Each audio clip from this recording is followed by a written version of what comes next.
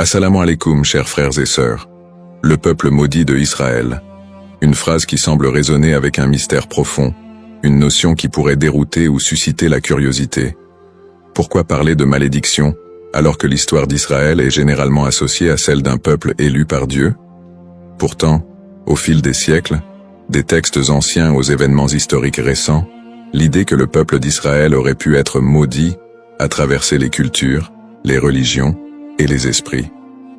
Il est crucial de comprendre que ce sujet va bien au-delà des simples récits bibliques. Il s'ancre dans une histoire complexe, où la théologie, les prophéties et les malheurs historiques sont intimement liés.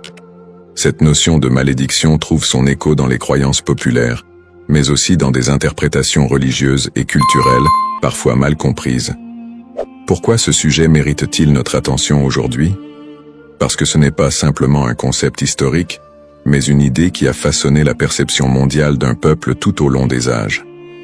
Pour bien saisir la portée de cette notion, il est indispensable de remonter aux sources historiques et religieuses, de comprendre le contexte dans lequel ces croyances ont émergé, et de démêler les faits des mythes. Le terme de peuple maudit a souvent été utilisé dans divers contextes pour parler du peuple d'Israël, mais que signifie-t-il réellement? Dans la Bible, en particulier dans l'Ancien Testament, les relations entre le peuple hébreu et Dieu sont parfois marquées par des promesses de bénédiction, mais aussi des avertissements de malédiction en cas de désobéissance. Dans le livre du Deutéronome, par exemple, Dieu promet des bénédictions à Israël s'ils obéissent à ses commandements, mais il y a également des malédictions redoutables s'ils s'en écartent. Parmi ces malédictions, on trouve des prophéties qui parlent d'exil, de souffrance et de dispersion à travers le monde. Ces passages ont alimenté des siècles d'interprétations théologiques, renforçant l'idée que certaines périodes de souffrance du peuple juif pourraient être vues comme des châtiments divins. Au-delà de la Bible, l'histoire du peuple d'Israël, marquée par les conquêtes, les destructions, l'exil et les persécutions, a renforcé cette image d'un peuple qui porte un poids historique lourd. Depuis la destruction du premier et du second temple de Jérusalem, en passant par les diasporas forcées, jusqu'aux tragédies plus récentes comme la Shoah, beaucoup ont vu dans ces événements des échos de ces anciennes malédictions bibliques. Mais ces interprétations ne sont pas uniquement religieuses. Elles se sont parfois transformées en idéologie politique et sociale. La perception négative et les stéréotypes autour du peuple juif au cours de l'histoire ont souvent renforcé cette idée de malédiction, parfois utilisée pour justifier des discriminations et des persécutions. La notion de peuple maudit a ainsi été instrumentalisée à travers les siècles. Avant de commencer cette vidéo, n'oubliez pas de liker cette vidéo, car cela nous donne beaucoup de force pour continuer à partager du contenu bénéfique. Et je vous invite à vous abonner à notre chaîne et d'activer la cloche de notification pour rester informé de nos prochaines publications sur la foi islamique. Merci et bonne vidéo. L'objectif de cette vidéo est d'analyser et de comprendre cette idée complexe et souvent mal interprétée de peuple maudit. Quelles en sont les racines historiques, religieuses et sociales? Comment a-t-elle évolué au fil du temps et pourquoi est-elle encore parfois utilisée pour expliquer des événements tragiques dans l'histoire du peuple juif? Alors, restez avec moi jusqu'à la fin pour découvrir cela. Si vous avez des questions ou des commentaires en cours de route, n'hésitez pas à les laisser en bas. J'apprécie beaucoup vos retours. Allons-y. Au cours de cette vidéo, nous allons explorer les textes religieux qui évoquent cette malédiction, en particulier la Bible et d'autres écrits anciens. Revisiter les grandes étapes de l'histoire d'Israël, de l'époque biblique jusqu'à nos jours, pour comprendre comment ces événements ont pu renforcer cette idée dans les esprits. Discuter des interprétations théologiques de ces malédictions et comment elles ont été perçues par différentes religions et cultures à travers le monde. Démystifier cette notion en explorant les aspects symboliques et les récupérations idéologiques qui ont façonné cette image négative. Cette exploration vous permettra de comprendre les tenants et aboutissants de cette idée profondément enracinée dans l'histoire de l'humanité. Il est important de ne pas se laisser emporter par des idées simplistes, mais de creuser la profondeur de ce concept pour en dégager des vérités historiques et spirituelles. Origine d'Israël. L'histoire du peuple israélite débute avec les récits bibliques de la Genèse, où Dieu promet à Abraham, un patriarche hébreu, qu'il deviendra le père d'une grande nation. Cette promesse divine est le point de départ de la formation du peuple d'Israël. Selon la tradition, Abraham, Isaac, son fils, et Jacob, son petit-fils, sont les ancêtres directs de ce peuple, souvent appelés les patriarches. Jacob, après avoir lutté avec un ange, reçoit de Dieu un nouveau nom, Israël, et ses descendants sont appelés les Israélites. Le livre de l'Exode raconte l'histoire de la libération du peuple hébreu de l'esclavage en Égypte sous la direction de Moïse. C'est un moment fondamental dans l'histoire d'Israël, où Dieu scelle une alliance avec les Israélites au mont Sinaï. Dieu y remet les 10 commandements à Moïse, posant ainsi les bases des lois morales et religieuses qui guideront le peuple élu. Cette alliance est une promesse de protection divine en échange de l'obéissance aux lois de Dieu. À partir de là, Israël se constitue progressivement en nation, après la conquête de la terre promise sous Josué. Cette période est marquée par des hauts et des bas, alors que les Israélites tentent de rester fidèles à leur alliance avec Dieu. Toutefois, au fil des siècles, leur histoire est ponctuée d'infidélités religieuses, de guerres et de conquêtes par d'autres puissances, ce qui engendrera l'accomplissement de certaines prophéties de malédiction. Les prophéties et les malédictions. Dans l'Ancien Testament, en particulier dans le Deutéronome, Dieu fait à Israël des promesses de bénédiction conditionnelles à leur fidélité, mais également des avertissements de malédiction en cas de désobéissance. Le chapitre 28 du Deutéronome est l'un des textes clés qui évoque les conséquences potentielles de l'infidélité. Dieu promet prospérité et paix si le peuple respecte ses commandements, mais des malédictions terribles en cas de rébellion. Les malédictions incluent des catastrophes naturelles, des défaites militaires, des maladies, et finalement, l'exil et la dispersion parmi les nations étrangères. Parmi les prophètes qui ont développé cette idée de malédiction, Ézéchiel et Jérémie sont 2 figures centrales. Ézéchiel, actif pendant l'exil babylonien, insiste sur le lien entre l'exil du peuple et leur transgression. Il prophétise que la destruction de Jérusalem et l'exil sont des punitions divines pour l'injustice sociale, l'idolâtrie et l'infidélité religieuse du peuple. Toutefois, il apporte aussi un message d'espoir. Après le châtiment, un retour et une restauration sont possibles si le peuple se repent.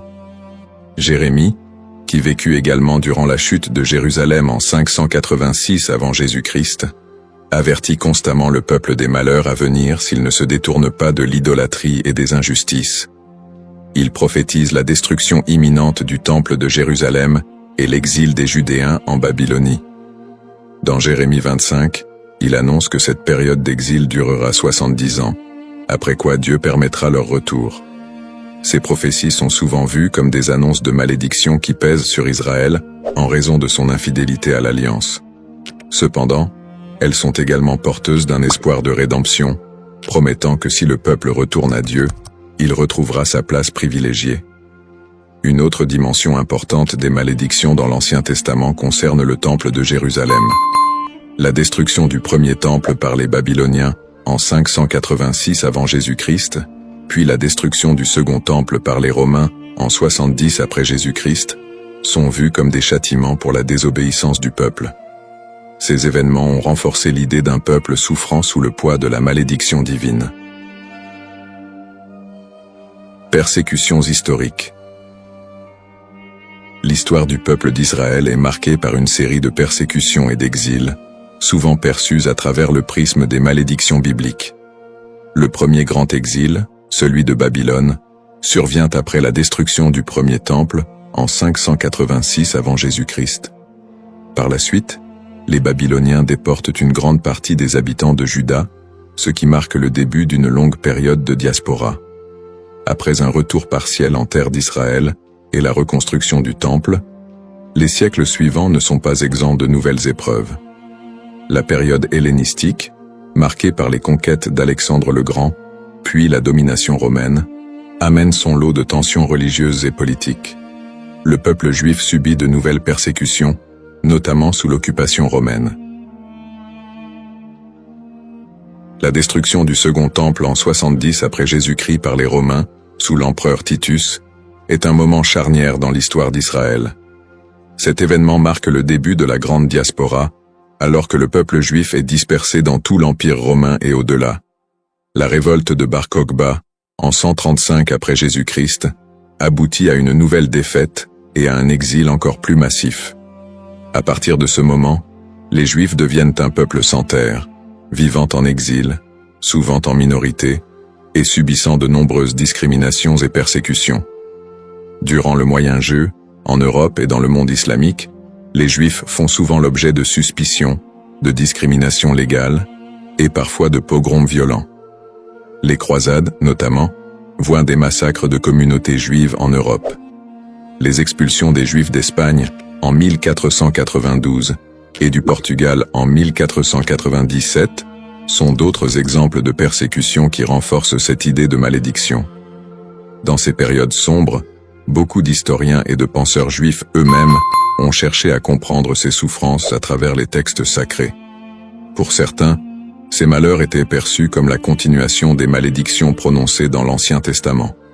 Pourtant, ces périodes de souffrance ne sont pas uniquement interprétées comme des châtiments divins, mais aussi comme des épreuves à travers lesquelles le peuple d'Israël serait purifié ou préparé à une rédemption future.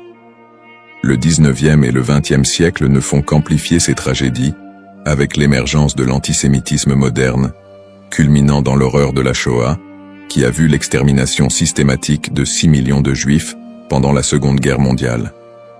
Une telle catastrophe, d'une ampleur sans précédent, a profondément marqué l'identité juive et soulevé des questions sur le sens de cette souffrance historique. Conclusion du contexte historique. L'histoire du peuple d'Israël, tissée de moments de gloire, d'alliances divines, mais aussi de malédictions et de souffrances, reste une des plus complexes et des plus riches de l'humanité. Les prophéties bibliques de malédiction, les exils répétés, les destructions de lieux sacrés et les persécutions à travers les siècles ont façonné la perception du peuple juif, tant de leur propre point de vue que de celui des autres nations.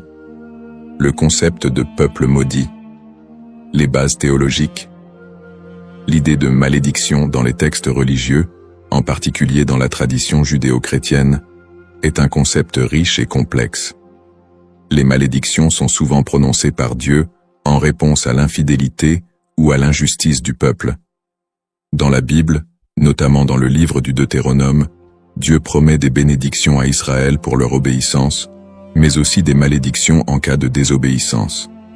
Ces malédictions incluent des souffrances, des exils et d'autres calamités, illustrant le caractère conditionnel de l'alliance entre Dieu et son peuple. La distinction entre malédiction divine et humaine est essentielle. Les malédictions divines, souvent exprimées par des prophètes, sont vues comme des conséquences directes de l'action humaine contre les commandements divins. En revanche, les malédictions humaines peuvent découler de superstitions, de croyances populaires ou d'anathèmes lancés par des individus ou des groupes en réponse à des actes perçus comme immoraux.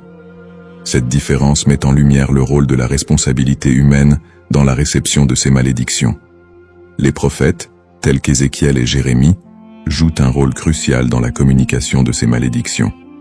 Leur message souligne que ces châtiments ne sont pas simplement des expressions de colère divine, mais des appels à la repentance et à la restauration. Ce cadre théologique souligne que les malédictions ne sont pas définitives et que le retour à la foi peut conduire à des bénédictions renouvelées. Malédiction et mythe. La notion de malédiction attachée au peuple d'Israël a donné lieu à de nombreuses interprétations populaires et mythes au cours des siècles. Dans les traditions chrétiennes et islamiques, des récits sur le peuple juif ont souvent été associés à des idées de punition divine. Ces interprétations, parfois teintées d'hostilité, ont conduit à la propagation de stéréotypes négatifs. Historiquement, des récits de malédiction ont été utilisés pour justifier des persécutions contre les Juifs. Par exemple, l'idée que le peuple juif a été maudit en raison de la crucifixion de Jésus a été utilisée pour alimenter l'antisémitisme. Ces interprétations ont pris racine dans des contextes sociopolitiques où le peuple juif était perçu comme un bouc émissaire, lors de périodes de crise ou de bouleversements sociaux. La manière dont ces malédictions ont été comprises et transmises à travers les siècles a également façonné les perceptions collectives du peuple juif. Les récits de souffrance et de malédiction ont souvent été amalgamés dans la culture populaire, créant un imaginaire collectif qui persiste jusqu'à aujourd'hui. Cette dynamique entre malédiction et mythe a ainsi contribué à la stigmatisation du peuple juif à travers l'histoire. Analyse moderne. Dans le contexte moderne, le concept de peuple maudit a pris des formes variées et a été réinterprété sous différents angles. L'antisémitisme historique, qui a trouvé ses racines dans ces idées de malédiction, demeure une réalité dans de nombreuses sociétés. Les stéréotypes associés à la malédiction continuent d'alimenter des préjugés, parfois de manière insidieuse, dans le discours contemporain. Cependant, avec l'essor des mouvements de droits civiques et des études critiques sur l'antisémitisme, il y a eu une tentative de déconstruire cette notion de malédiction.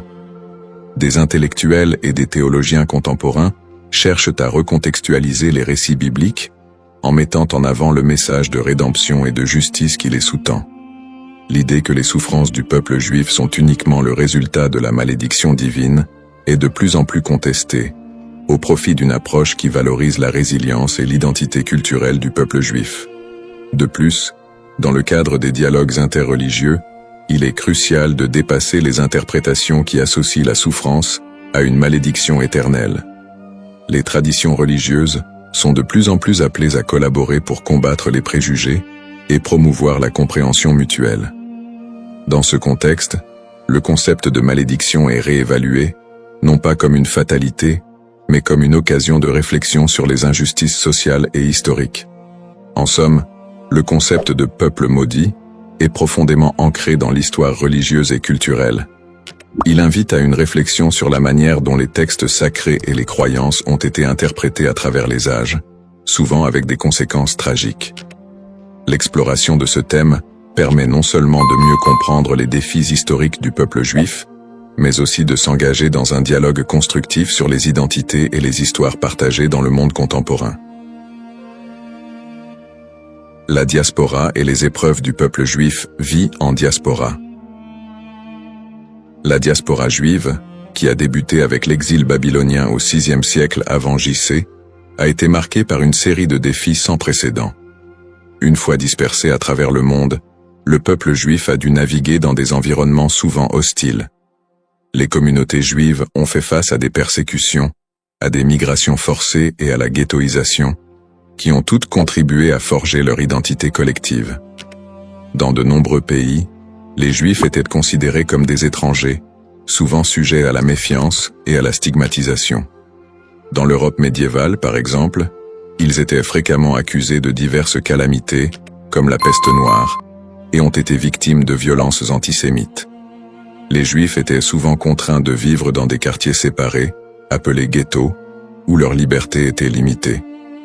Cette ghettoisation a servi à isoler les communautés juives, créant un environnement d'exclusion qui a renforcé les stéréotypes négatifs. Les migrations forcées ont également eu un impact considérable sur la vie juive en diaspora.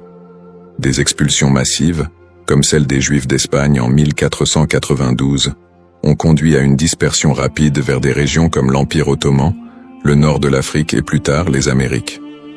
Ces déplacements ont souvent été motivés par des conditions de vie insupportables et des menaces physiques, mais ils ont également permis aux Juifs de préserver et d'adapter leur culture dans de nouveaux contextes.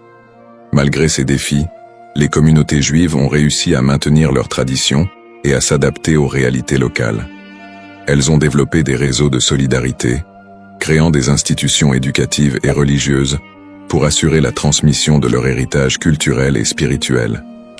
Cette résilience face à l'adversité est une caractéristique marquante de l'expérience juive en diaspora. Les pogroms et l'Holocauste. Les pogroms, qui ont commencé en Europe à partir du IXe siècle, illustrent la violence persistante à laquelle les Juifs ont été confrontés. Ces émeutes violentes, souvent encouragées par des autorités locales, ont mené à des massacres, à des pillages et à des destructions de synagogues. Un des pogroms les plus connus est celui de Kitchinev en 1903, qui a entraîné la mort de dizaines de Juifs et laissé des centaines d'autres blessés. Le XXe siècle a vu la tragédie de l'Holocauste, un génocide qui a coûté la vie à 6 millions de Juifs pendant la Seconde Guerre mondiale. Les nazis ont systématiquement exterminé les Juifs européens, mettant en place des camps de concentration et d'extermination. Malgré ces persécutions violentes, de nombreuses histoires de survie émergent, mettant en lumière le courage et la détermination du peuple juif. Des groupes de résistance, des réseaux de sauvetage et des actes de bravoure individuels témoignent de la volonté de maintenir l'humanité et la dignité face à l'inhumanité. L'Holocauste a laissé une empreinte indélébile sur la mémoire collective juive. Les survivants ont dû reconstruire leur vie dans un monde souvent indifférent à leurs souffrances. Cette tragédie a également catalysé des mouvements politiques qui ont conduit à la création de l'État d'Israël en 1948, un point tournant dans l'histoire juive moderne. Lutte pour l'identité et la terre promise. Les épreuves subies par le peuple juif en diaspora ont profondément influencé son identité collective.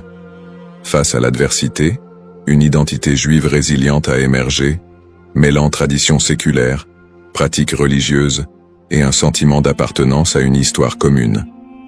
Cette lutte pour la survie a également renforcé un lien indéfectible avec la terre d'Israël, considérée comme la terre promise dans la tradition juive. Ce lien a été ravivé tout au long de l'histoire, notamment lors des mouvements sionistes du XIXe et du XXe siècle, qui ont cherché à établir un foyer national juif en Palestine. Pour de nombreux juifs, la terre d'Israël représente non seulement un lieu géographique, mais également un symbole de liberté, d'identité et d'unité. Les événements tragiques de l'histoire juive, comme l'Holocauste, ont également renforcé l'urgence de cette quête, suscitant un mouvement pour un retour à la terre d'Israël. En somme, l'expérience de la diaspora a été marquée par des défis extrêmes, mais aussi par une résilience remarquable. Les persécutions, les pogroms et l'Holocauste ont non seulement laissé des cicatrices, mais ont également façonné une identité juive forte, ancrée dans une histoire partagée et un attachement profond à la terre d'Israël. Ce processus de formation de l'identité juive, en réponse aux épreuves, continue de jouer un rôle crucial dans la vie des Juifs du monde entier aujourd'hui. Le retour en Israël et l'État moderne, sionisme et création de l'État d'Israël. Le mouvement sioniste, qui a émergé à la fin du XIXe siècle, constitue un tournant majeur dans l'histoire juive moderne. À cette époque, les Juifs d'Europe étaient confrontés à une montée de l'antisémitisme et à des conditions de vie précaires, notamment en Russie et en Europe de l'Est. Ces difficultés ont suscité un besoin pressant d'un foyer national. Theodor Herzl, considéré comme le père du sionisme politique, a articulé cette aspiration dans son livre L'État juif, 1996, où il propose la création d'un État juif en Palestine comme réponse à l'antisémitisme rampant. Le sionisme a pris plusieurs formes, allant du sionisme politique de Herzl à des visions plus socialistes et culturelles, comme celles de figures comme David Ben-Gourion et Ahad Ha'am. Le premier congrès sioniste a eu lieu à Bâle en 1897, où les participants ont décidé de promouvoir l'établissement d'un foyer national juif en Palestine par des moyens diplomatiques et légaux. À la suite de la déclaration Balfour de 1917, dans laquelle le gouvernement britannique a exprimé son soutien à l'établissement d'un foyer national juif en Palestine, le mouvement sioniste a gagné en légitimité. Cependant, la réalité sur le terrain était complexe. La Palestine était alors habitée par une majorité arabe qui a vu l'immigration juive comme une menace pour ses droits et ses terres. Cette situation a semé les graines des conflits futurs. Après la Seconde Guerre mondiale et l'Holocauste, qui a décimé la population juive d'Europe, le besoin d'un refuge sécurisé a été accentué. En 1947, l'Assemblée générale des Nations unies a voté pour diviser la Palestine en deux États, un juif et un arabe. Les leaders juifs ont accepté le plan, mais les dirigeants arabes l'ont rejeté. Le 14 mai 1948, David Ben-Gourion a proclamé l'indépendance de l'État d'Israël, ce qui a entraîné la première guerre israélo-arabe. En dépit de l'opposition régionale, Israël a réussi à établir un État et à absorber un grand nombre de réfugiés juifs du monde entier, notamment des survivants de l'Holocauste. Conflit moderne. Depuis sa création, l'État d'Israël a été plongé dans une série de conflits régionaux qui ont souvent été alimentés par des tensions ethniques et religieuses.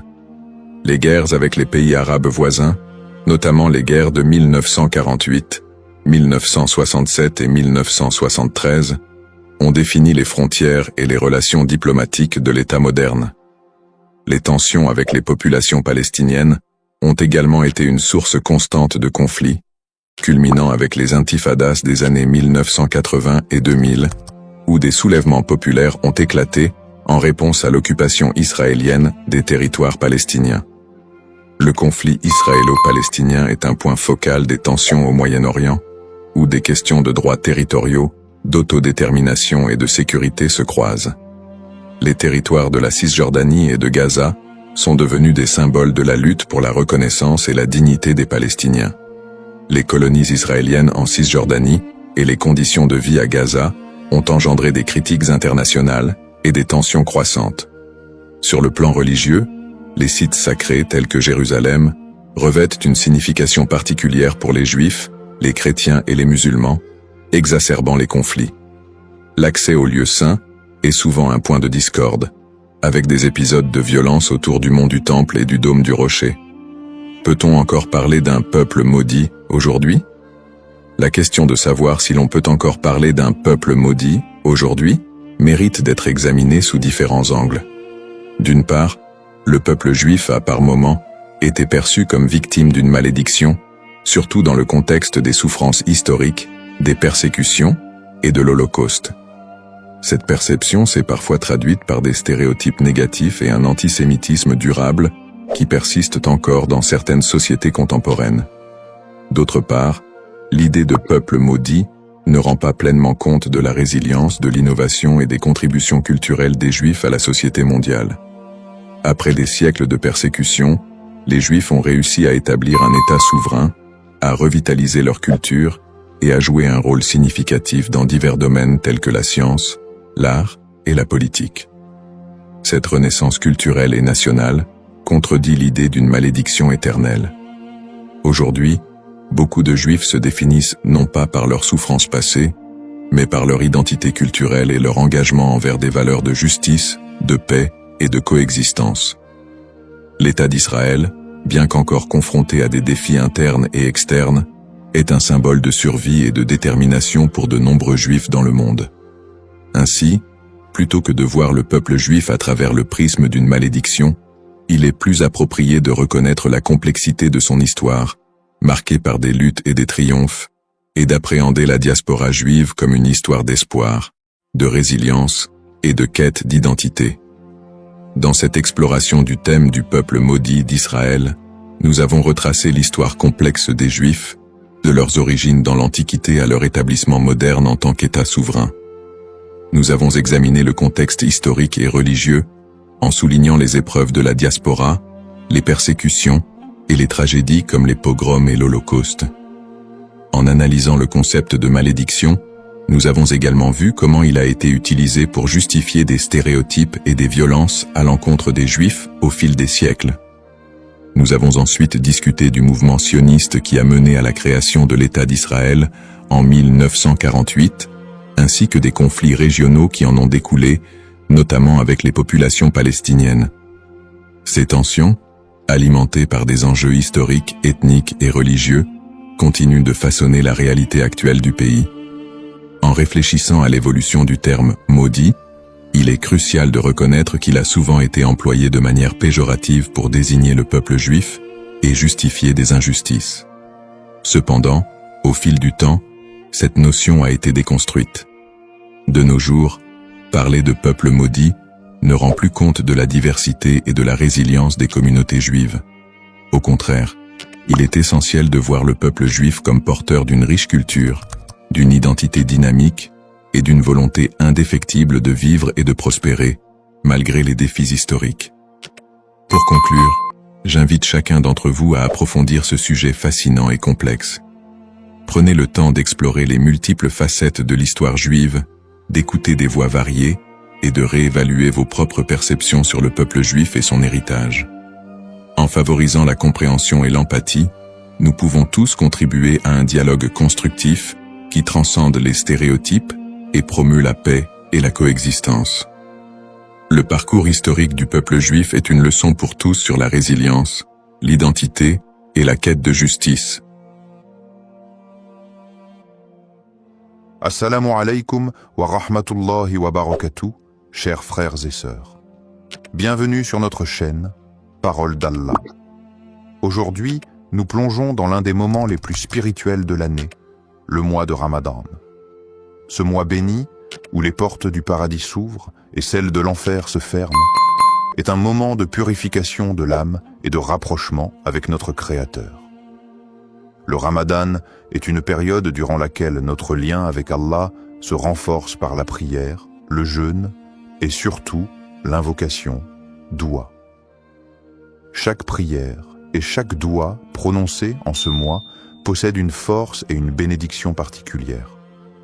Dans cette vidéo, nous allons explorer un doua spécifique, puissant et significatif que vous pouvez réciter pendant ce mois sacré.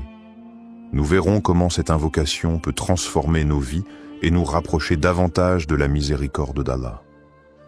Avant de commencer cette vidéo, n'oubliez pas de liker cette vidéo, car cela nous donne beaucoup de force pour continuer à partager du contenu bénéfique.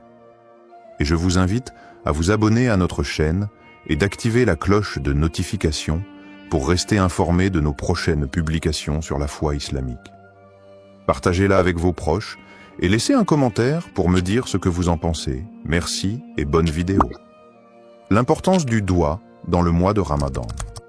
Le mois de Ramadan est une période inégalée dans l'année où Allah accorde une miséricorde et une bénédiction infinie à ceux qui s'y consacrent pleinement. Parmi les plus grandes bénédictions de ce mois figure l'importance du doua. En effet, le prophète Muhammad, paix et bénédiction sur lui, a dit « Il y a 3 personnes dont l'invocation n'est jamais rejetée. Celui qui jeûne jusqu'à ce qu'il rompe son jeûne, le juste dirigeant, et celui qui fait doua pour son frère en son absence. » Tirmidhi. Ce hadith montre clairement que pendant le Ramadan, les invocations sont particulièrement efficaces et puissantes. Le mois de Ramadan est un moment unique où les portes du ciel sont largement ouvertes et où Allah écoute plus attentivement les prières de ses serviteurs. C'est un mois de pardon et de miséricorde, une occasion en or pour demander à Allah ce que l'on désire, que ce soit la purification de l'âme, la guérison ou la bénédiction dans nos vies. Le prophète Muhammad, paix et bénédiction sur lui, nous a également enseigné que, quand le Ramadan commence, les portes du paradis s'ouvrent, les portes de l'enfer se ferment et les démons sont enchaînés. Sahih al-Bukhari. Cela témoigne de l'atmosphère spirituelle particulièrement propice pour faire des douas pendant ce mois. Le mois de Ramadan est aussi l'occasion de vivre des événements spirituels d'une importance capitale, notamment la nuit du destin, Laylat al-Qadr. Cette nuit, qui se trouve dans les 10 derniers jours de Ramadan, est mieux que 1000 mois. Le Coran dit « La nuit du destin est meilleure que 1000 mois ». Sourate al-Qadr, 97, 3. Pendant cette nuit, les anges descendent sur la terre et les prières sont exaucées. C'est donc le moment idéal pour faire des douas, car Allah, dans sa grandeur et sa miséricorde infinie, accorde une attention toute particulière à ses serviteurs en cette période. C'est un mois où chaque prière devient une opportunité d'obtenir des bénédictions et des réponses divines. Le doua est un acte d'humilité et de soumission totale à Allah, et pendant le mois de Ramadan, cet acte est particulièrement favorisé. Nous devons saisir cette occasion pour purifier nos cœurs, solliciter le pardon d'Allah et demander des bénédictions pour nous-mêmes, nos proches, et même pour l'ensemble de la communauté musulmane. Le doua du Ramadan, signification et puissance. Le doua est un acte de soumission et de demande auprès d'Allah, Et pendant le mois de Ramadan, cet acte prend une dimension particulière. Le mois de Ramadan est une période de purification spirituelle où chaque prière et chaque invocation est une occasion d'obtenir la miséricorde divine. Dans ce contexte, certains douas ont une puissance et une signification profonde, et parmi ceux-ci, il existe un doua spécifique recommandé pour ce mois béni. Le doua pour la rédemption et le pardon. Le doua pour la rédemption et le pardon. Un des douas les plus recommandés pendant le mois de Ramadan est le doua pour demander le pardon et la miséricorde d'Allah. Il s'agit de l'invocation suivante, souvent récitée durant ce mois sacré.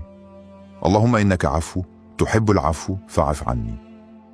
Allahumma innaka afuwun tuhibbu al-afwa, fa'fu anni. Ô Allah, tu es pardonnant, tu aimes le pardon, alors pardonne-moi. Hadith rapporté par Al-Tirmidhi. Ce doua est une invocation très puissante et profonde. Elle est recommandée de manière spéciale durant les dernières nuits de Ramadan, notamment durant la nuit du destin, Laylat al-Qadr, lorsque les bénédictions et les bénédictions divines sont multipliées. Le doua exprime l'humilité et le besoin absolu de la miséricorde d'Allah. Signification des mots et impact spirituel. Chaque mot de ce doua est riche en signification et en implications spirituelles. Voici une explication détaillée de ces éléments clés. Allahumma innaka. Ce mot commence l'invocation par le nom d'Allah, une manière de se rappeler qu'Allah est celui vers qui toute demande doit être adressée. Ce début marque le recueillement, le respect et l'humilité devant Allah. Afuwun. Cela fait référence à la qualité divine d'Allah qui est pardonnant.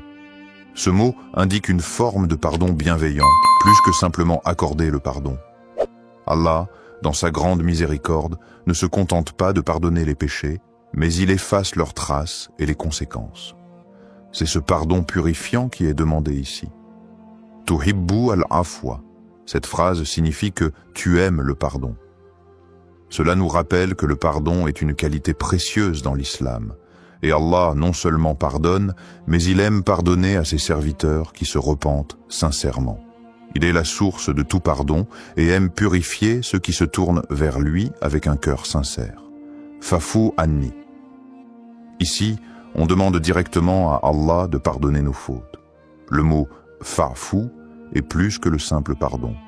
Il implique l'effacement total des péchés et des erreurs, une grâce qui est renouvelée chaque jour pendant le mois de Ramadan. Cette invocation, d'une simplicité apparente, est profondément spirituelle. Elle illustre parfaitement l'âme du Ramadan, qui est un mois de purification, de repentance et de réconciliation avec Allah. Le doua fait appel à la miséricorde d'Allah, à sa volonté de pardonner et à sa bienveillance infinie. Il invite les croyants à se tourner vers Allah avec une foi totale, en reconnaissant leur faiblesse et en demandant une purification divine. Connexion à la miséricorde divine. Le mois de Ramadan est le mois où la miséricorde divine atteint son paroxysme. En demandant pardon, le croyant ne fait pas qu'accepter la rédemption de ses péchés, mais aussi il s'engage dans un processus de purification de l'âme. Allah nous enseigne dans le Coran que sa miséricorde couvre toutes choses, et cette miséricorde est particulièrement active pendant le mois de Ramadan. Le prophète Muhammad, paix et bénédiction sur lui, a dit « Celui qui jeûne pendant le mois de Ramadan avec foi et espérant la récompense d'Allah, ses péchés passés lui seront pardonnés. » Sahih al-Bukhari. Le doua pour le pardon est une clé pour accéder à cette miséricorde. Ce mois de Ramadan est, pour chaque musulman, une occasion de se libérer des chaînes de ses péchés, de se purifier et de se rapprocher de la clémence infinie d'Allah. La répétition de ce doua crée une connexion constante avec la miséricorde divine et rappelle aux croyants qu'Allah est toujours prêt à pardonner ceux qui reviennent vers lui avec sincérité. Bénédictions liées à l'écoute de ce doua. Les bénédictions de ce doua sont innombrables. Lorsque nous récitons cette invocation, nous sollicitons le pardon d'Allah et en retour, Allah nous accorde plusieurs bénédictions spirituelles, le pardon des péchés. Comme mentionné précédemment, réciter ce doigt avec foi et sincérité efface nos péchés, même les plus grands. La purification du cœur, la miséricorde divine, demandée dans cette invocation, purifie le cœur du croyant, enlevant l'orgueil, la colère et la rancune. La proximité d'Allah. En demandant pardon à Allah, nous établissons un lien plus intime avec lui. Le doigt nous rappelle que nous sommes toujours dépendants de sa miséricorde et que notre relation avec lui est celle d'un serviteur humble. Les bénédictions dans la vie. Le pardon d'Allah pendant le Ramadan se traduit également par des bénédictions dans notre vie quotidienne. Ces bénédictions peuvent se manifester sous forme de paix intérieure, de prospérité spirituelle et matérielle, et d'un sentiment général de bien-être. En conclusion, le doigt du Ramadan est une clé spirituelle puissante qui ouvre les portes de la miséricorde d'Allah et nous permet de vivre ce mois sacré dans une pureté renouvelée. En le récitant sincèrement, nous espérons être touchés par la miséricorde divine et bénéficier de toutes les bénédictions qu'Allah réserve à ceux qui cherchent son pardon. Histoire inspirante. Un doigt écouté pendant Ramadan. Il y a quelques années, un frère musulman nommé Ahmed vivait un moment difficile dans sa vie. Il avait perdu son emploi, sa situation financière était instable et il ressentait une profonde inquiétude quant à son avenir. Chaque jour, il se battait contre la peur et le doute, se demandant s'il serait capable de subvenir à ses besoins et à ceux de sa famille. En ce mois de Ramadan, il décida de se tourner pleinement vers Allah, espérant que ce mois sacré, porteur de bénédictions, serait l'occasion pour lui de trouver une réponse divine. Ahmed avait toujours été un croyant fidèle, mais dans ces moments de détresse, sa foi était mise à l'épreuve. Il se souvint des paroles du prophète Muhammad, paix et bénédiction sur lui. Il n'y a rien de plus noble que de faire appel à Allah avec une invocation sincère, et Allah répondra, mais selon ce qui est meilleur pour vous. Sahih Muslim. Conscient de la miséricorde infinie d'Allah, il se dit qu'il devait faire confiance à Allah, peu importe l'issue de sa situation. Durant les nuits du Ramadan, Ahmed s'isola dans sa chambre après la prière de Tarawih, un moment calme où il pouvait se concentrer pleinement sur son invocation. Avec une profonde humilité et sincérité, il leva les mains vers Allah et récita ce doigt. Allahumma inni abduk wa ibnu abdik wa ibnu ummatik, nasiyati biyadik, maadin fi hukmik, adlu fi qada'uk, asalika bikulli ismin huwa lak, سميت به نفسك أو أنزلته في كتابك أو علمته أحدا من خلقك أو استأثرت به في علم الغيب عندك أن تجعل القرآن ربيع قلبي ونور صدري وجلاء حزني وذهاب همي اللهم إني عبدك وابن عبدك وابن آمتك ناسية بيدك معذ في حكمك عدل في قضائك أسألك بكل اسم هو لك سميته به نفسك أو أنزلته في كتابك أو علمته أحدا من خلقك أو استأثرت به في علم الغيب عندك أن تجعل القرآن رب قلب ونور صدر وجلاء حزن وذهب همع. Ô Allah, je suis ton serviteur, fils de ton serviteur et fils de ta servante. Mon destin est entre tes mains et tout ce que tu ordonnes est juste et équitable. Je te demande, par tous les noms qui t'appartiennent, que tu as révélé dans ton livre ou enseigné à l'un de tes créatures, ou gardé dans le secret de ton savoir divin, que le Coran devienne le printemps de mon cœur, la lumière de ma poitrine, la guérison de ma tristesse et la disparition de mon souci. Cette invocation, exprimant une demande de guérison spirituelle, de paix intérieure et de bénédiction dans la vie d'Ahmed, marqua un tournant dans son Ramadan. Il répéta ce doigt avec une foi inébranlable, se rappelant que Ramadan est le mois où les portes de la miséricorde d'Allah sont largement ouvertes. Chaque mot de l'invocation résonnait profondément dans son cœur, et il ressentait une connexion spéciale avec Allah pendant ces moments de solitude. Les jours passaient, Et bien que la situation extérieure d'Ahmed ne changeait pas immédiatement, il ressentait une paix intérieure qu'il n'avait pas connue depuis longtemps. Il continuait à faire des douas, mais ce sentiment de tranquillité le guidait dans ses prières et ses supplications. Un soir, après une prière de Tarawih particulièrement émotive, il reçut un appel inattendu. C'était un ancien collègue qui lui proposait une opportunité de travail, une offre bien plus avantageuse que celle qu'il avait perdue. Non seulement cette offre répondait à ses besoins matériels, mais elle offrait également une chance de croître et de se rapprocher de ses valeurs spirituelles. Cela lui rappela instantanément le hadith du prophète Mohammed, paix et bénédiction sur lui. Quand Allah aime un serviteur, il l'éprouve. Sahih al-Bukhari. Il se rendit compte que cet emploi n'était pas simplement une solution à ses soucis, mais aussi une forme de réponse divine à ses supplications. Au-delà de l'aspect matériel, Ahmed ressentait dans son cœur une profonde gratitude envers Allah. Il se rappela que, bien que sa demande n'ait pas été exaucée immédiatement dans la forme qu'il avait anticipée, la réponse de Dieu était parfaite. Allah avait agi selon ce qui était le meilleur pour lui, non seulement en lui offrant une réponse à ses besoins, mais aussi en renforçant sa foi, en lui enseignant la patience, et en lui montrant que la miséricorde divine se manifeste de manière subtile et inouïe. Cette expérience marqua un tournant spirituel dans la vie d'Ahmed.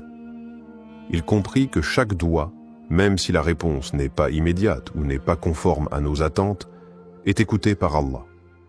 Parfois, la réponse vient sous une forme différente de ce que nous imaginons, mais elle est toujours en accord avec ce qui est le mieux pour nous. Ce Ramadan, il apprit à se remettre complètement entre les mains d'Allah, à faire confiance à son plan, et à voir chaque épreuve comme une occasion d'approfondir sa foi. L'histoire d'Ahmed nous rappelle que chaque doua, pendant Ramadan, est un acte de foi, une forme de soumission à Allah. Parfois, les bénédictions ne sont pas visibles tout de suite, mais elles sont toujours présentes, enveloppées dans la sagesse et la miséricorde d'Allah.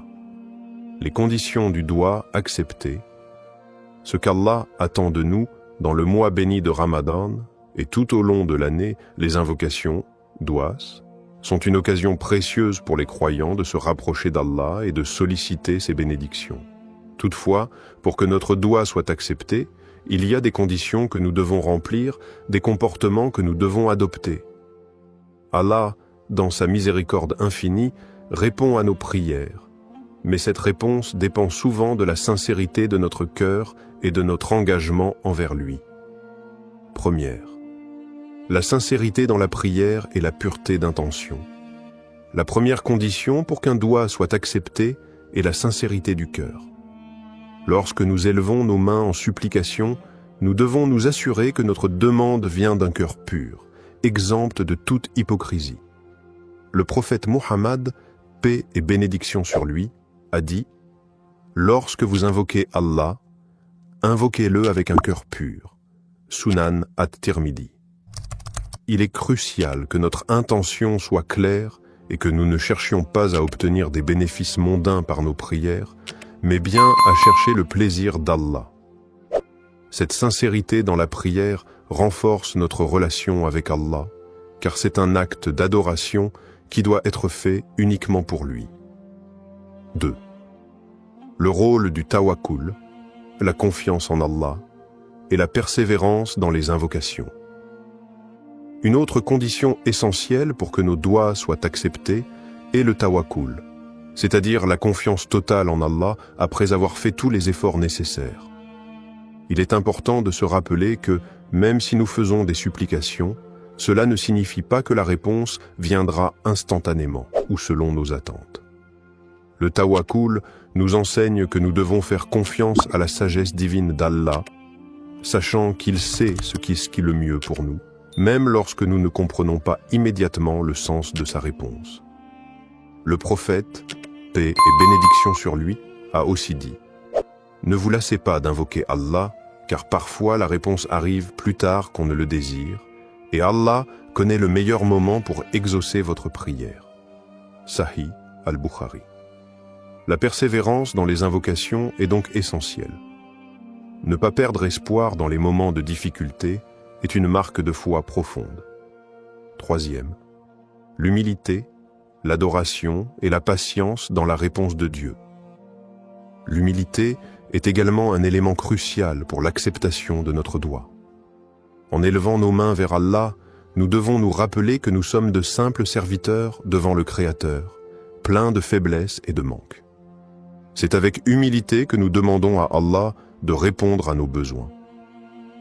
L'adoration sincère d'Allah et le fait de se soumettre pleinement à sa volonté sont des moyens pour que nos invocations soient exaucées. De plus, il faut être patient face à la réponse d'Allah, qu'elle soit immédiate ou non. Parfois, la réponse divine peut ne pas arriver dans la forme que nous attendions, ou elle peut être retardée pour des raisons que nous ne comprenons pas. Le prophète Muhammad, paix et bénédiction sur lui, nous enseigne que la patience dans l'attente de la réponse d'Allah fait partie intégrante du processus. Allah nous dit dans le Coran, « Et ton Seigneur dit, invoquez-moi, je vous répondrai. » Sourate Ghafir 40-60. Mais cette réponse peut arriver de manière différente, sous forme de bénédiction, de protection ou de tests qui renforcent notre foi. En conclusion, pour qu'un doua soit accepté, nous devons répondre à ces conditions essentielles, la sincérité de l'intention, la confiance totale en Allah, tawakkul, la persévérance dans les invocations, l'humilité dans notre supplication et la patience face à la réponse de Dieu. En agissant selon ces principes, nous cultivons une relation spirituelle profonde avec notre Créateur, et nos doigts sont davantage susceptibles d'être exaucés.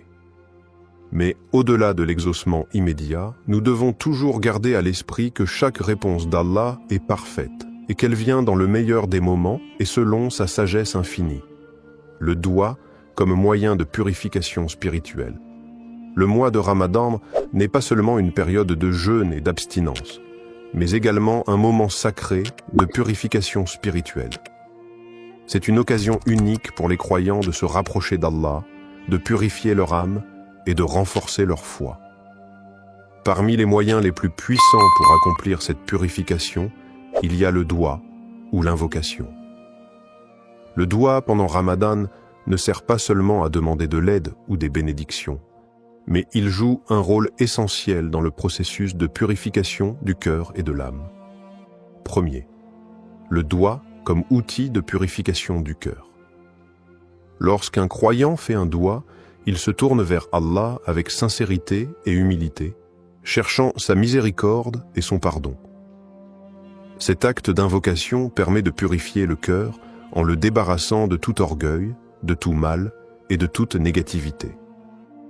Le prophète Muhammad, paix et bénédiction sur lui, a dit « Il n'y a rien de plus purifiant pour le cœur que de se rappeler d'Allah. » Sahih Muslim.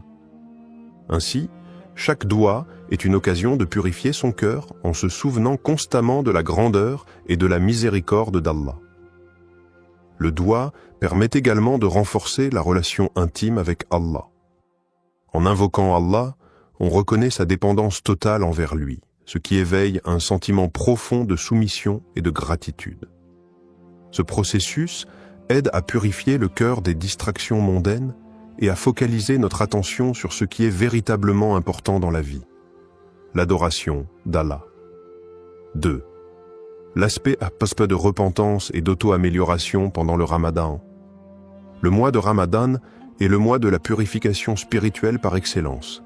C'est un moment où les portes du pardon sont largement ouvertes et où chaque croyant a l'opportunité de se purifier par la repentance, tauba, et de demander pardon à Allah pour ses péchés passés. Le doua joue un rôle clé dans ce processus de repentance. En demandant pardon avec sincérité, le croyant se purifie de ses fautes et rétablit une connexion plus forte avec Allah. Le prophète Muhammad, paix et bénédiction sur lui, a dit « Quiconque demande pardon pendant le Ramadan, Allah lui pardonne. » Sunan al-Tirmidhi. Cette promesse divine est un rappel puissant de la miséricorde d'Allah. Lors de nos invocations, il est important de nous repentir sincèrement de nos péchés et de demander à Allah de purifier notre cœur et notre âme. Le doigt devient ainsi un acte de purification, non seulement de nos actions passées, mais aussi un moyen d'améliorer notre caractère et d'aller vers une version meilleure de nous-mêmes. Troisième, le doigt comme moyen de purification spirituelle profonde. Le doigt n'est pas seulement une demande d'aide, mais il est aussi une méthode pour nous purifier en tant qu'individus. C'est une manière d'implorer Allah de nous guider sur le droit chemin, d'effacer les imperfections de notre âme et de nous accorder la paix intérieure. Chaque invocation nous aide à nous détacher des préoccupations matérielles et à renforcer notre connexion avec Allah. Le Coran nous rappelle l'importance de la purification du cœur et de l'âme, notamment dans le verset suivant. Le jour où ni les biens ni les enfants ne profiteront, sauf celui qui viendra à Allah avec un cœur pur. Sourate Ash-Shu'ara, 26, 88 à 89. Ce verset souligne la nécessité d'avoir un cœur purifié pour mériter la proximité d'Allah et sa récompense. C'est dans le doua que le croyant trouve un moyen puissant de purifier son âme et de se préparer pour l'au-delà. Quatrième, la purification par l'humilité et la sincérité. Un autre aspect du doua pendant Ramadan est l'humilité qu'il induit. En levant les mains vers Allah et en lui demandant ce dont nous avons besoin, nous reconnaissons notre faiblesse et notre dépendance totale envers lui. Cette humilité est un moyen puissant de purifier notre cœur, car elle nous libère de l'orgueil et du sentiment d'autosuffisance qui peut parfois entraver notre spiritualité. Le prophète, paix et bénédiction sur lui, a dit « Celui qui est humble pour Allah, Allah l'élèvera. » Sahih Muslim. En étant sincères et humbles dans notre invocation, nous permettons à Allah de purifier notre cœur et de nous élever spirituellement. Le doigt devient ainsi une forme d'adoration en soi, un acte de soumission à Allah qui nettoie l'âme et éveille une conscience spirituelle plus profonde. C'est à travers cette pratique régulière que nous pouvons espérer purifier nos intentions, notre cœur, et nous rapprocher davantage de notre Créateur. Conclusion, le doigt, pendant le mois de Ramadan, n'est pas simplement un acte de demande, mais une forme de purification spirituelle qui nous aide à nettoyer notre cœur, à nous repentir et à nous améliorer spirituellement. En nous tournant vers Allah avec sincérité, humilité et foi, nous pouvons purifier nos âmes des péchés et des distractions du monde. Le mois de Ramadan, avec ses bénédictions et sa miséricorde infinie, est l'occasion idéale pour accomplir cette purification, se rapprocher d'Allah et renforcer notre engagement à mener une vie pure, pleine de foi et de dévotion. L'écoute du doigt et l'acceptation de la volonté d'Allah. Lorsqu'un croyant fait un doigt, il se soumet à la volonté divine et attend la réponse d'Allah avec foi et confiance. Cependant, il est important de comprendre que la manière dont Allah répond à nos invocations peut ne pas toujours correspondre à ce que nous attendions ou désirions immédiatement. L'acceptation de la volonté d'Allah, même quand la réponse à notre doigt semble différente de ce que nous avons demandé, est un aspect fondamental de la foi musulmane. Cela relève de la conviction profonde que tout ce qu'Allah fait est pour notre bien, même si nous ne comprenons pas toujours les raisons de sa réponse. Premier, croire que toute réponse divine est pour notre bien. Le prophète Muhammad, paix et bénédiction sur lui, a dit « Il se peut que vous détestiez quelque chose alors qu'Allah a placé un grand bien dans cela. » Sourate Al-Baqarah 216. Cette parole nous enseigne que même lorsque la réponse d'Allah semble être un refus ou un retard dans notre demande, cela peut être en réalité un bien pour nous. Allah, dans sa sagesse infinie, connaît ce qui est meilleur pour nous, et parfois ce que nous demandons ne correspond pas à ce que nous avons réellement besoin. Il est aussi essentiel de comprendre que la réponse d'Allah peut se manifester de différentes manières, soit par l'exaucement direct de notre demande, soit par un retard dans la réponse pour tester notre patience et notre foi, ou encore en nous épargnant un mal que nous ne voyons pas. Le prophète Muhammad, paix et bénédiction sur lui, a dit « Aucun de vos souhaits n'est perdu, il y a toujours une réponse, soit immédiate, soit différée, soit le mal est éloigné de vous. » Cette acceptation de la volonté divine est ce qui nous permet de maintenir une relation de confiance et de soumission envers notre Créateur. Deuxième, l'adab du doigt, faire une invocation avec la bonne manière. Il est essentiel d'adopter la bonne manière, adab, lorsqu'on fait un doigt. Cela inclut plusieurs aspects. Faire preuve de sincérité, se tourner vers Allah avec humilité et respecter les moments propices pour invoquer, tels que les heures de la nuit, le vendredi ou pendant le mois de Ramadan. Le prophète, paix et bénédiction sur lui, a recommandé de commencer chaque doigt par des louanges pour Allah et des prières sur le prophète, puis de présenter notre demande avec dévouement et foi. La patience est également une partie essentielle de l'adab du doigt. Ne pas être pressé de recevoir une réponse immédiate et accepter que la réponse d'Allah arrive au moment qu'il a jugé bon est une forme de respect envers la sagesse divine. Il est aussi important de ne pas abandonner la prière, même si la réponse semble tarder. Le prophète, paix et bénédiction sur lui, a dit « L'invocation d'un croyant est toujours exaucée, tant qu'il ne se lasse pas et ne dit pas « J'ai prié, mais je n'ai pas eu de réponse ». Sahih Muslim. Troisième, la patience et la gratitude envers Allah. L'un des principes les plus profonds lorsqu'il s'agit d'écouter et d'accepter le doigt, c'est de développer la patience, sabre. Lorsque la réponse d'Allah tarde ou diffère de ce que nous attendions, il est crucial de faire preuve de patience et de ne pas perdre espoir. La patience, en attendant la réponse d'Allah, est une forme d'adoration en soi, et c'est par cette patience que nous prouvons notre foi et notre soumission totale à sa volonté.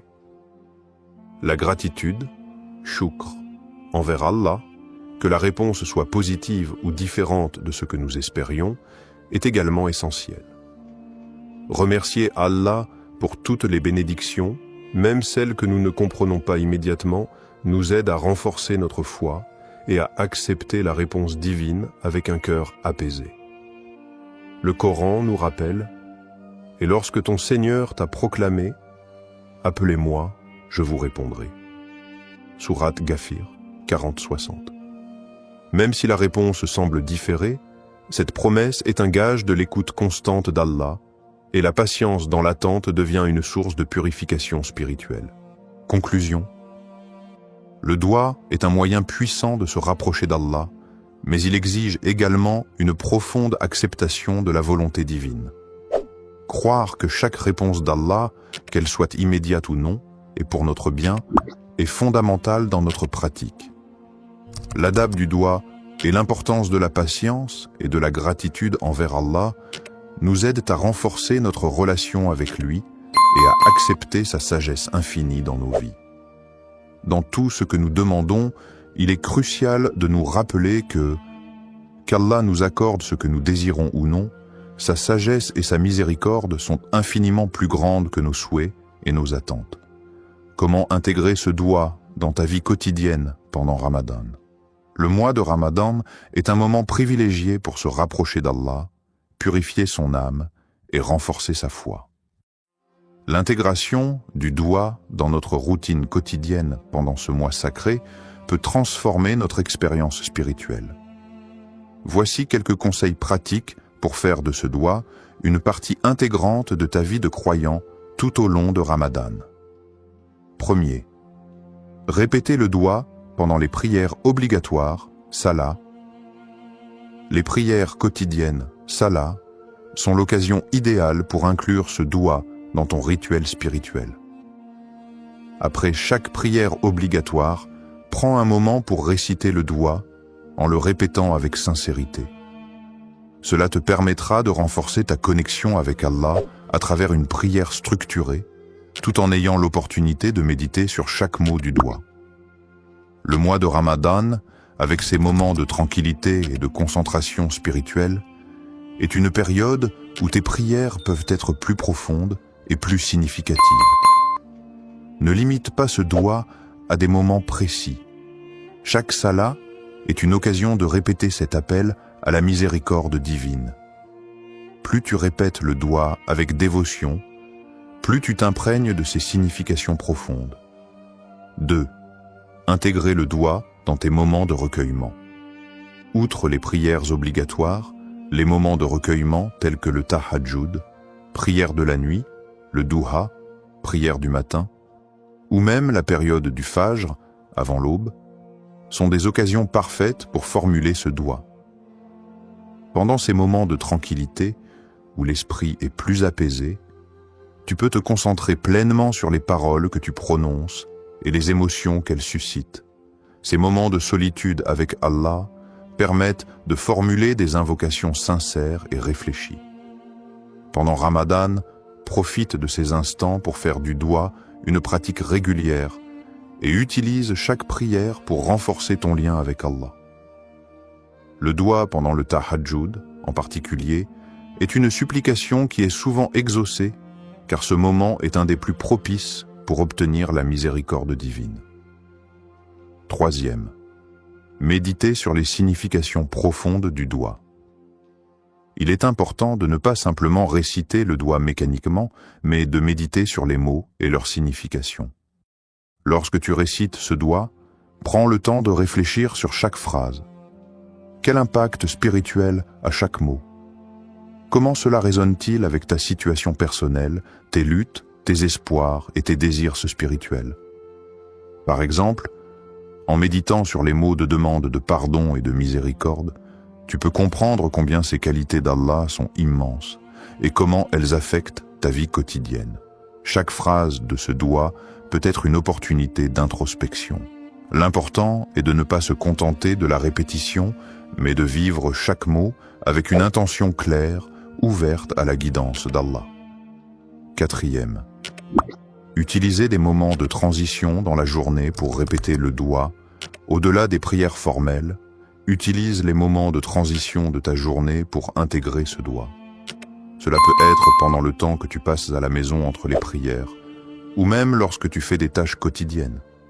Par exemple, pendant que tu prépares le repas pour le suhour ou l'iftar, profite de ces instants pour répéter ce doigt dans ton cœur. Ces petites invocations pendant les activités quotidiennes peuvent renforcer ta présence spirituelle et te rappeler la bénédiction du mois de Ramadan. 5. Implique la famille et les proches dans l'invocation. Ramadan est aussi un mois de partage et de renouveau spirituel en famille et en communauté. Encourage ta famille, tes amis ou tes proches à faire le doigt ensemble. Lorsque vous êtes réunis pour l'iftar ou pour une prière en groupe, intégrez le doigt dans ce moment collectif. Cela peut renforcer l'effet spirituel du doigt, non seulement pour toi, mais aussi pour ceux qui t'entourent. Conclusion. Le mois de Ramadan offre une occasion en or pour renforcer notre relation avec Allah, et intégrer ce doigt dans ta routine quotidienne est une manière puissante de vivre pleinement ce mois sacré. Que ce soit pendant les prières formelles, les moments de recueillement personnel, ou même dans les petites actions de la vie quotidienne, chaque instant est une opportunité de se rapprocher d'Allah. En méditant sur les significations du doigt et en l'intégrant à toutes les facettes de ta vie, tu t'ouvres à la miséricorde d'Allah et tu renforces ta foi, faisant de ce mois un moment véritablement transformateur. Conclusion et appel à l'action.